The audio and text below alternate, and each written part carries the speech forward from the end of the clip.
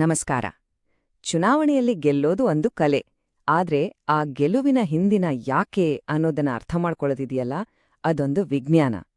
ಈ ವಿಶ್ಲೇಷಣೆಯಲ್ಲಿ ನಾವು ಕೇವಲ ಅಂಕಿಅಂಶಗಳನ್ನ ನೋಡೋದಿಲ್ಲ, ಬದಲಾಗಿ ಆ ಸಂಖ್ಯೆಗಳ ಹಿಂದೆ ಇರೋ ಜನರ ಕಥೆಗಳು, ಅವರ ದೈನಂದಿನ ಸವಾಲುಗಳು ಮತ್ತು ಆಡಳಿತದ ನಿಜವಾದ ಚಿತ್ರಣವನ್ನ ಪರಿಶೀಲಿಸೋಣ. ಬನ್ನಿ, ಬೆಂಗಳೂರು ದಕ್ಷಿಣ ಕ್ಷೇತ್ರದ ಜನಾದೇಶವನ್ನ ಒಟ್ಟಿಗೆ ಅರ್ಥ ಮಾಡ್ಕೊಳ್ಳೋಣ. ಸರಿ, ನಮ್ಮ ಇವತ್ತಿನ ವಿಶ್ಲೇಷಣೆಯನ್ನ ಒಂದು 6 ಭಾಗಗಳಲ್ಲಿ ನೋಡೋಣ.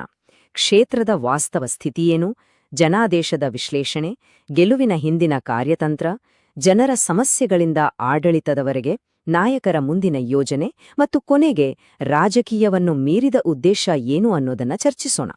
ಮೊದಲಿಗೆ ತಳಮಟ್ಟದ ವಾಸ್ತವದಿಂದ ಶುರು ಮಾಡೋಣ. ಬೆಂಗಳೂರು ದಕ್ಷಿಣದ ಬೀದಿಗಳಲ್ಲಿ ಜನರ ಜೀವನ ನಿಜಕ್ಕೂ ಹೇಗಿದೆ? ಬೆಂಗಳೂರು ದಕ್ಷಿಣ ಅಂದ್ರೆ ಕೇವಲ ಒಂದು ಚುನಾವಣಾ ಕ್ಷೇತ್ರ ಅಲ್ಲ, ಅದು 2 ಬೇರೆ ಬೇರೆ ಪ್ರಪಂಚಗಳು ಒಂದೇ ಕಡೆ ಸೇರಿರೋ ಹಾಗೆ. ಒಂದು ಕಡೆ ಐಟಿ ಪಾರ್ಕ್, ಹೊಸ ಅಪಾರ್ಟ್ಮೆಂಟ್ಗಳ ಜೊತೆ ವೇಗವಾಗಿ ಬೆಳೀತಿರೋ ನಗರದ ಕನಸು. ಆದ್ರೆ ಇನ್ನೊಂದು ಕಡೆ ಅದೇ ಬೆಳವಣಿಗೆಯಿಂದ ಮೂಲ ಸೌಕರ್ಯದ ಮೇಲೆ ಬೀಳುತ್ತಿರೋ ಒತ್ತಡ ಮತ್ತು ಅದರಿಂದ ಶುರುವಾಗಿರೋ ನಿತ್ಯದ ಸಮಸ್ಯೆಗಳು. ಈ ಸಂಖ್ಯೆಗಳನ್ನ ನೋಡಿ. ಇದೇ ಇಲ್ಲಿನ ರಾಜಕೀಯದ ಮೂಲ ಸಂಘರ್ಷ. ಮುಕ್ಕಾಲು ಪಾಲು ಗ್ರಾಮೀಣ, ಕಾಲು ಭಾಗ ಮಾತ್ರ ನಗರ. ನಗರದವರ ಆಸೆಗಳೇ ಬೇರೆ, ಹಳ್ಳಿಯವರ ಅವಶ್ಯಕತೆಗಳೇ ಬೇರೆ. ಈ 2 ಪ್ರಪಂಚಗಳನ್ನ ಒಟ್ಟಿಗೆ ನಿಭಾಯಿಸೋದೇ ಇಲ್ಲಿನ ಅತಿ ದೊಡ್ಡ ರಾಜಕೀಯ ಸವಾಲು. ಇಲ್ಲಿನ ಸಮಾಜ ಕೂಡ ಅಷ್ಟೇ ವೈವಿಧ್ಯಮಯ. ಪರಿಶಿಷ್ಟ ಜಾತಿ ಪಂಗಡದಿಂದ ಹಿಡಿದು ಲಿಂಗಾಯತ, ಒಕ್ಕಲಿಗ, ಬ್ರಾಹ್ಮಣರಂಥ ಪ್ರಬಲ ಸಮುದಾಯದವರೂ ಇದ್ದಾರೆ. ಆದ್ರೆ ಇದಕ್ಕಿಂತ ಮುಖ್ಯವಾದ ವಿಷಯ ಅಂದ್ರೆ ಸಾಕ್ಷರತೆ. ರಾಜ್ಯದ ಸರಾಸರಿಗಿಂತ ಹೆಚ್ಚು. ಅಂದ್ರೆ ಇಲ್ಲಿನ ಮತದಾರರು ಹೆಚ್ಚು ಪ್ರಜ್ಞಾವಂತರು, ಅವರ ನಿರೀಕ್ಷೆಗಳು ಕೂಡ ದೊಡ್ಡದು. ಅಂಕಿಸಂಖ್ಯೆಗಳ ಆಚೆಗೆ ಜನರ ಧ್ವನಿ ಕೇಳಬೇಕು. ಉತ್ತರಹಳ್ಳಿ ಹೆಮ್ಮಿಗೆಪುರದಲ್ಲೋರು ಏನಂತಾರೆ ಗೊತ್ತಾ? ನೀವೇ ಬಂದು ನೋಡಿ ಇಲ್ಲಿನ ಕಪ್ಪು ಚುಕ್ಕೆಗಳನ್ನ, ಹಾಳಾದ ಪಾರ್ಕ್ಗಳು, ತುಂಬಿ ತುಳುಕುವ ಚರಂಡಿಗಳು, ತಿಂಗಳುಗಟ್ಲೆ ನಡೆಯೋ ಪೈಪ್ಲೈನ್ ಕಾಮಗಾರಿಯಿಂದ ರಸ್ತೆಗಳೆಲ್ಲ ಧೂಳು, ಕೆಸರು. ಇದೋ ಇಲ್ಲಿನ ಮೂಲಭೂತ ಸಮಸ್ಯೆಗಳಿಗೆ ಹಿಡಿದ ಕನ್ನಡಿ. ಜನರ ಮಾತು ಕೇಳಿದ್ವಿ. ಈಗ ಸಂಖ್ಯೆಗಳ ಕಡೆ ನೋಡೋಣ. ಈ ಚುನಾವಣೆಯ ಅಂಕಿಅಂಶಗಳು ಯಾವ ಕತೆ ಹೇಳ್ತಿದೆ? ಬನ್ನಿ, ಈ ಜನಾದೇಶವನ್ನ ಡಿಕೋಡ್ ಮಾಡೋಣ. 2023ರ ಚುನಾವಣೆಯಲ್ಲಿ ಮತದಾನ ಪ್ರಮಾಣ 54.92. ಇದು 2018ಕ್ಕಿಂತ ಸ್ವಲ್ಪ ಜಾಸ್ತಿಯಾಗಿದೆ. ಇದು ಸಣ್ಣ ವಿಷಯ ಅಲ್ಲ. ಮತದಾರರು ಆಸಕ್ತಿ ತೋರಿಸ್ತಿದ್ದಾರೆ, ಜಾಗೃತರಾಗಿದ್ದಾರೆ ಅಂತ ಅರ್ಥ. ಈ ಗ್ರಾಫ್ ನೋಡಿ, ಕಥೆ ಏಕ್ದಮ್ ಸ್ಪಷ್ಟವಾಗುತ್ತೆ. 2018ಕ್ಕೆ ಹೋಲಿಸಿದ್ರೆ 2023ರಲ್ಲಿ ಬಿಜೆಪಿಯ ವೋಟ್ ಶೇರ್ ಸುಮಾರು 3.6% ಹೆಚ್ಚಾಗಿದೆ.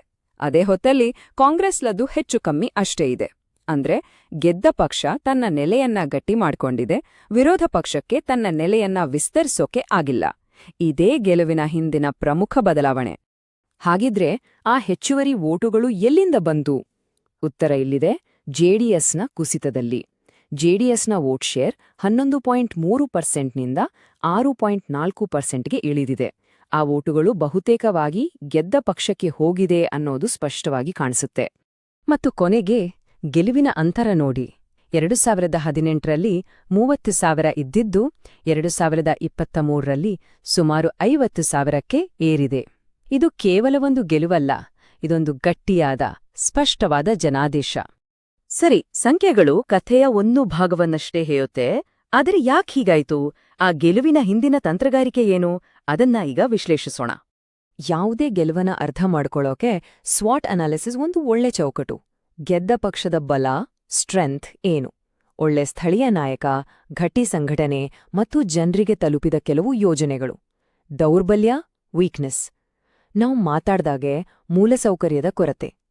ಅವಕಾಶ, ಆಪರ್ಚುನಿಟಿ. ಅಭಿವೃದ್ಧಿ ಬಗ್ಗೆ ಮಾತಾಡೋದು. ಸವಾಲು, ಥ್ರೆಟ್. ವಿರೋಧ ಪಕ್ಷಗಳು ಒಂದಾಗೋದು, ಬೆಲೆ ಏರಿಕೆ. ಒಟ್ನಲ್ಲಿ ಹೇಳೋದಾದ್ರೆ ಗೆಲುವಿಗೆ ಕಾರಣ ಗಟ್ಟಿ ಸಂಘಟನೆ, ಚದುರಿದ ವಿಪಕ್ಷ ಮತ್ತು ಕ್ಷೇತ್ರದಲ್ಲಿ ಮಾಡಿದ ಒಂದಷ್ಟು ಕೆಲ್ಸಗಳು. ಹಾಗೆಯೇ ಸೋಲಿಗೆ ಕಾರಣವಾಗಬಹುದಾಗಿದ್ದ ಅಪಾಯಗಳೂ ಇದ್ವು. ಮುಖ್ಯವಾಗಿ ನೀರು, ರಸ್ತೆಯಂಥ ಸ್ಥಳೀಯ ಸಮಸ್ಯೆಗಳು ಮತ್ತು ಜಾತಿ ರಾಜಕೀಯ. ಈ ಎಲ್ಲಾ ತಂತ್ರಗಳ ಮಧ್ಯೆ ಒಂದು ವಿಷಯವನ್ನ ನಾವು ಯಾವತ್ತೂ ಮರಿಬಾರ್ದು. ಮತದಾರರ ವೈಯಕ್ತಿಕ ಮಾಹಿತಿಯನ್ನ ಬಳಸುವಾಗ ಪ್ರತಿಯೊಬ್ಬ ನಾಗರಿಕನ ಘನತೆಗೆ ಗೌರವ ಕೊಡಬೇಕು. ಇದು ಕೇವಲ ಕಾನೂನಿನ ವಿಷಯವಲ್ಲ, ಇದು ನಾಯಕರು ಮತ್ತು ಜನರ ನಡುವೆ ಇರಬೇಕಾದ ನಂಬಿಕೆಯ ಅಡಿಪಾಯ. ಪ್ರಜಾಪ್ರಭುತ್ವದಲ್ಲಿ ಈ ನಂಬಿಕೆನೇ ಎಲ್ಲಕ್ಕಿಂತ ಮುಖ್ಯ. ತಂತ್ರಗಾರಿಕೆ ಅನ್ನೋದು ಒಂದು ಚುನಾವಣೆಗೆ ಸೀಮಿತವಾಗಿರಬಹುದು, ಆದರೆ ಆಡಳಿತ ಅನ್ನೋದು ನಿರಂತರ.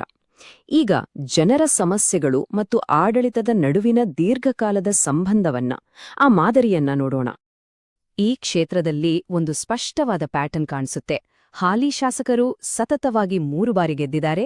ಅಷ್ಟೇ ಅಲ್ಲ, ಪ್ರತಿ ಬಾರಿಯೂ ಗೆಲುವಿನ ಅಂತರ ಜಾಸ್ತಿಯಾಗ್ತಾನೆ ಹೋಗಿದೆ. ಇದು ಆಳವಾದ ಬೆಂಬಲದ ಬೇರುಗಳನ್ನ ಸೂಚಿಸುತ್ತೆ. ಈ ನಿರಂತರ ಗೆಲುವಿನ ಹಿಂದಿನ ಗುಟ್ಟು ಸ್ಥಳೀಯ ನಂಟು, ಅಂದ್ರೆ ಅಭ್ಯರ್ಥಿ ಹೊರಗಿನವರಲ್ಲ, ನಮ್ಮವರೇ ಅನ್ನೋ ಒಂದು ಬಲವಾದ ಭಾವನೆ.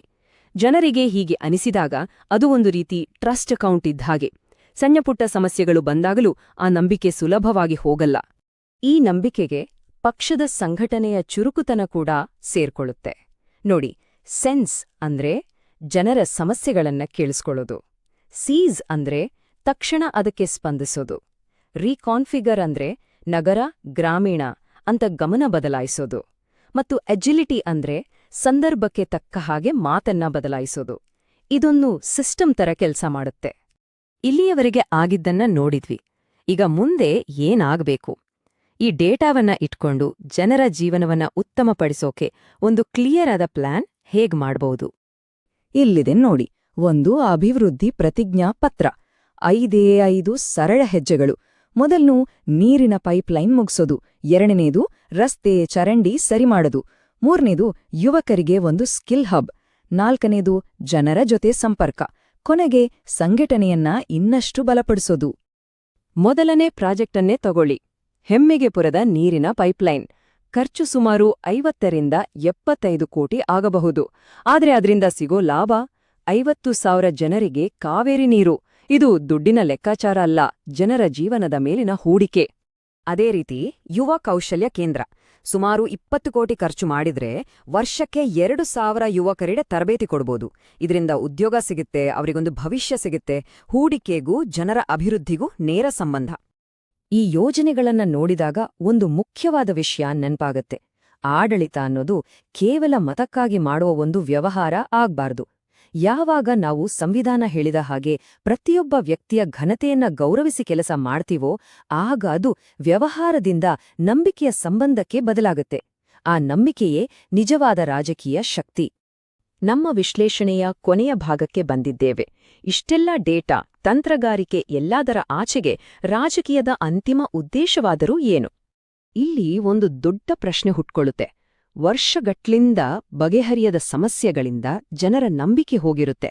ಅದನ್ನ ಕೇವಲ ಒಂದು ಡೇಟಾ ಆಧಾರಿತ ಪ್ಲಾನ್ನಿಂದ ವಾಪಸ್ ತರಲು ನಿಜವಾಗಿಯೂ ಸಾಧ್ಯನಾ?